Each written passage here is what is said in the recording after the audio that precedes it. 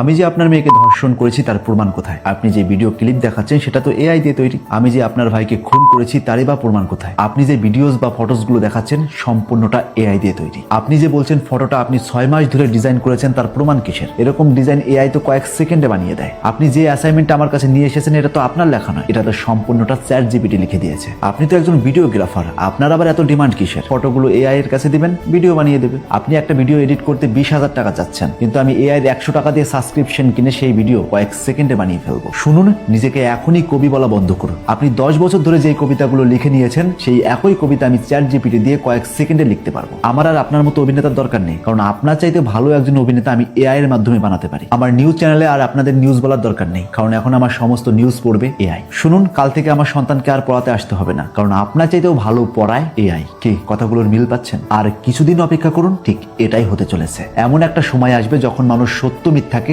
যাচাই করতে ভুলে যাবে। ওই সময় নির্দোষ ব্যক্তি সাজা পাবে আর দোষী ব্যক্তি মুক্তি পাবে। যোগ্য ব্যক্তি অনাহারে মরবে আর অযোগ্য মানুষ বিলাসিতায় দিন কাটাবে। এআই ব্যবহার করে এক অংশ মানুষ উপকৃত হচ্ছে আর বেশিরভাগ মানুষ অবহেলিত হবে। এআই এর ফলে অলস ব্যক্তি উপকৃত হবে, অন্যদিকে কঠোর পরিশ্রম করা যোগ্য ব্যক্তি না খেয়ে মরবে। যেই বাবা মা লাখ লাখ টাকা খরচ করে তার সন্তানকে ডাক্তারি পড়ালো, তার কাছে আর পেশেন্ট আসবে না, সবাই এআই দিয়ে ওষুধ লিখে নেবে। যে ছেলেটি দিনরাত পড়ালেখা করে ভাবছে ভালো একজন শিক্ষক হবে, তারও একদিন কদর থাকবে না, অনাহারে মরবে। কারণ ওই সমস্ত শিক্ষা এআই দেবে। একটা সময় আসবে যখন মানুষের স্কিল বলতে কোনো জিনিস থাকবে না, সমস্ত স্কিল থাকবে রোবট বা এআই এর। আমরা কি তাহলে ডিজিটালের নামে হুমকির মুখে? আমাদের অস্তিত্ব কি তাহলে বিলুপ্তর পথে? যখন পৃথিবীর সমস্ত কাজ রোবট বা এআই করবে, অন্যদিকে মানুষ তার কর্মস্থান হারাবে, এইভাবেই একটা সময় মানুষ বিলুপ্ত হয়ে যাবে। মানতে কষ্ট হলেও এটাই আমাদের ভবিষ্যৎ। তাই আজ থেকে চোখ খুলুন।